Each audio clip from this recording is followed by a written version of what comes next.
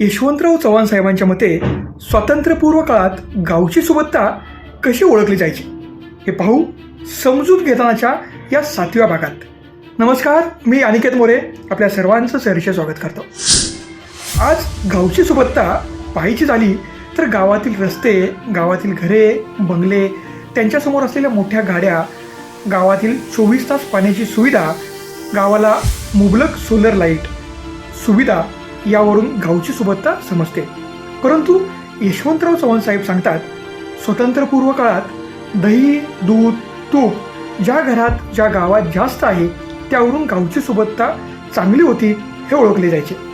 आजच्या काळात ते कृष्णाकाठी असलेल्या दुधारी, दह्यारी, ताकारी, तुपारी या नावाच्या गावांवरून आजही त्यावेळीची सुबत्ता ही लक्षात येते. यशवंतराव चव्हाण साहेबांना आध्यात्मिकतेची आवड होती का? ते देवाला मानत होते का? पहा समजून घेतानाच्या पुढील भागात. तोपर्यंत धन्यवाद.